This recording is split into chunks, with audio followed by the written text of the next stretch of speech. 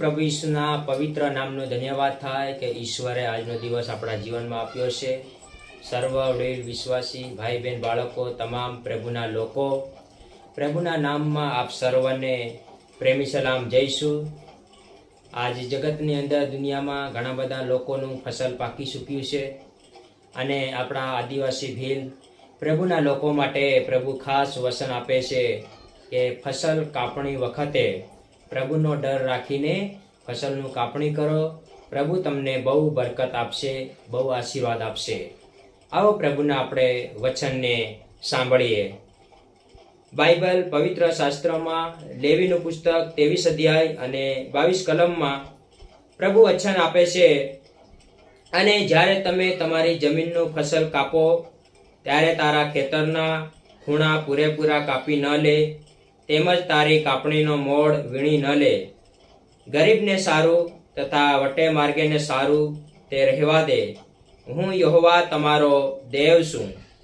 પ્રભુનું વચન એમ કહે છે વાલાઓ કે જમીનનું ફળ, જમીનમાં તું ફસલ તમે જ્યારે કાપો છો, જમીનમાં તું ફળ મેળવો છો અને ફસલને કાપણી કરો છો ત્યારે ખેતરના ખૂણા પૂરેપૂરા તમે કાપી નથી લો, કેમ કે પ્રભુનું વચન કહે છે કે તેમજ તારી કાપણીનો મોડ પણ વીણી નહીં લે। ગરીબને સારું અને વટે માર્ગેને સારું રહેવા દે, કેમ કે હું યહોવા તમારો દેવ છું। પ્રભુનું વચન એવું કહે છે વાલાઓ કે પ્રભુનો ડર રાખનારા લોકો, પ્રભુની મંડળી ભરનારા લોકો પ્રભુના નિયમનું પાલન કરવાની જરૂર છે। પ્રભુનું પવિત્ર વચન લેવીનું પુસ્તક 23 અધ્યાય અને 22 કલમમાં પ્રભુએ કીધું, તારી જમીનનું ફસલ કાપણી કરવા માટે જાય છે ત્યારે તેના ખૂણા પૂરેપૂરા તું કાપી ન લે। 5 રાડા, 10 રાડા, 15 રાડા એક ખૂણામાં છોડી દે। અને પ્રભુ બોલીએ છે કે એ વટે માર્ગને સારું રહેવા દે, ગરીબને સારું રહેવા દે, જેને નથી મળતું તેને સારું રહેવા દે, કેમ કે પ્રભુ ઈસુ તમારો દેવ છે। પ્રભુ ઈસુ આપણો દેવ છે। પ્રભુ આપણી જમીનમાં જે ફસલ આપ્યું છે તેમાં આશીર્વાદ આલે, એ પ્રભુનો નિયમ છે। અને પ્રભુનો ડર રાખીને આપણા ખેતરના પૂરેપૂરા ખૂણા કાપી લેવાના નથી, પણ એક ખૂણાની અંદર આખું ખેતર કાપે, આખું ખેતરને વાડી લે, પણ એક ખૂણાની અંદર 5 રાડા, 10 રાડા, 15 રાડા એક ખૂણામાં છોડી દે અને તે વટે માર્ગેને સારું રહેવા દે, ગરીબને સારું રહેવા દે। પ્રભુ ઈસુ એમ કરવાથી તમને બહુ આશીર્વાદ આપે। પ્રભુના હજુ પણ આપણે પવિત્ર વચન દેખીએ, સાંભળીએ અને પ્રભુ આ વચનો દ્વારા આપણને આશીર્વાદ આપે। આ વચનોનું પાલન કરવાથી પ્રભુ આપ સર્વને આશીર્વાદ આપે। લેવીનું પુસ્તક 19મો અધ્યાય અને 9 અને 10 કલમ, લેવીનું પુસ્તક 19મો અધ્યાય 9 અને 10 કલમ પ્રભુના વચનમાં એવું લખેલું છે વાલાઓ, જ્યારે તમે તમારી જમીનનું ફસલ કાપો ત્યારે તું તારા ખેતરના ખૂણા પૂરેપૂરા ન કાપ, ને તારી કાપણીનો મોડ તું વીણી ન લે, અને તારી દ્રાક્ષવાડીનો સલ્લો તું વીણી ન લે, તેમજ તારી દ્રાક્ષવાડીની ખરી પડેલી દ્રાક્ષો પણ તું સમેટી ન લે। તું ગરીબને સારું તથા વટે માર્ગેને સારું તે રહેવા દે, હું યહોવા તમારો દેવ છું। હાલેલુયા, આમીન। પ્રભુ બોલે છે તારી જમીનનું ફસલ કાપવા માટે જાય ત્યારે તારા જમીનના ખેતરના ચારે ખૂણા તું પૂરેપૂરા કાપી ન લે, વટે માર્ગેને સારું, ગરીબને સારું રહેવા દે। કદાચ કાપણી કરીને ઘરે લાવતા એકાદ પૂળો ભૂલી ગયા તો તેને પાછો લેવા માટે ન જા। પ્રભુનું વચન કહેશે કે તું તેને પૂરેપૂરું સમેટી ન લે, ત્યાં રહેવા દે, અને ગરીબને સારું, વટે માર્ગેને સારું તે રહે અને તેમાં તે આશીર્વાદિત થાય, અને એમ કરવાથી તને બહુ આશીર્વાદ મળશે।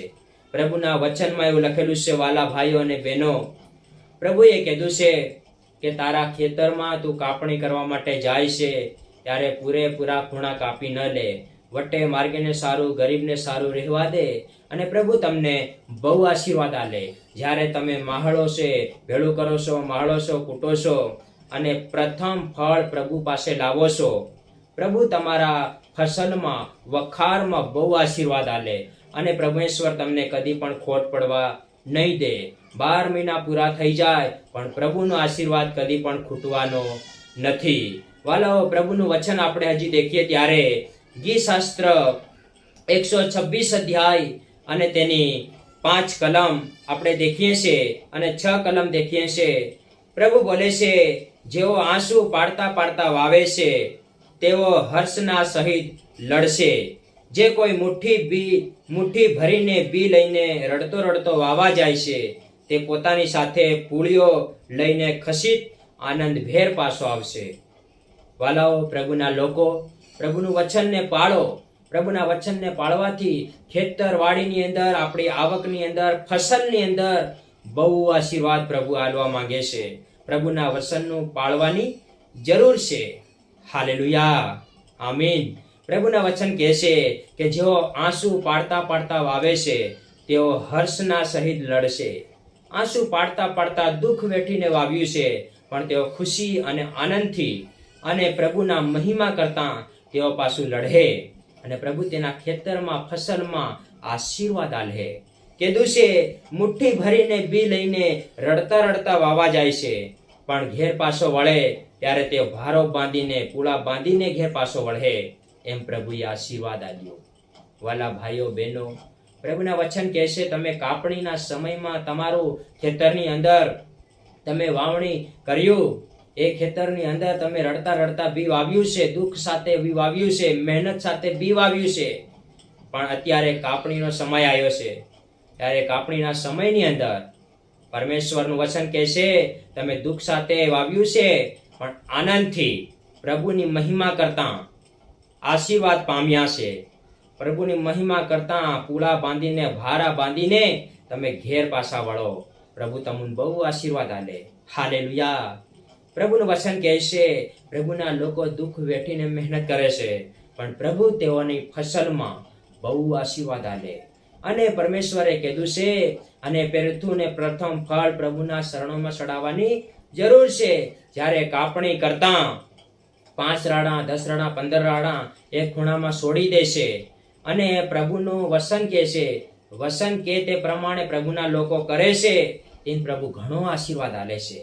કીધું છે કે ભારા બાંધીને ઘેર પાછા વળે, આનંદથી વળે, ખુશીથી વળે અને પ્રભુ તેના ઘણો આશીર્વાદ આલે. કીધું છે કે ઘેર ભેળું કરે છે ત્યારે તેને માહળી કૂટીને તેનું દસમાંશ કાઢીને પ્રભુના શરણોમાં લાવવાની જરૂર છે અને પ્રભુ તેઓને બહુ આશીર્વાદ આલે. નીતિ વચન 3 અધ્યાય અને 9-10 કલમમાં પ્રભુએ કીધું, એમ કરવાથી તારી વખારો ભરપૂર થશે.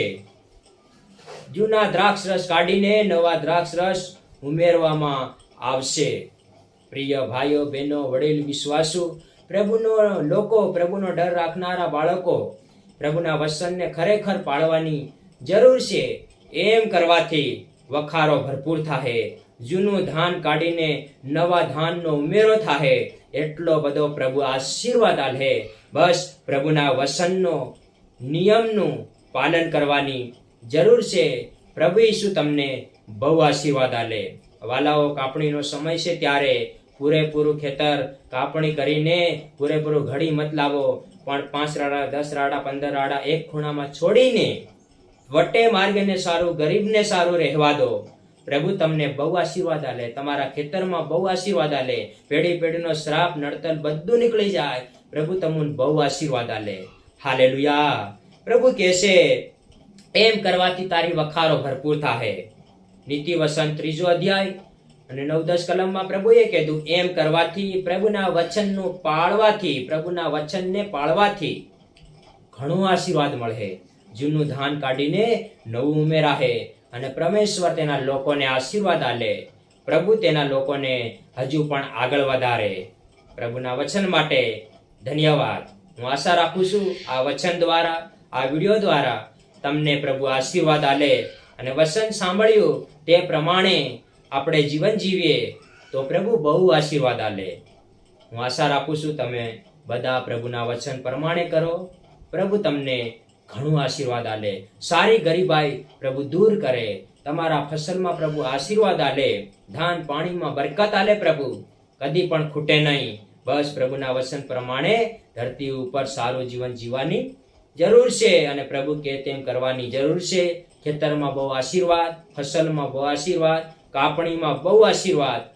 પ્રભુ તમને આગળ વધારે એવી અમારી દિલથી પ્રાર્થના છે. પ્રભુ ઈસુ તમને બહુ આશીર્વાદ આલે. જય ઈસુ બધાને.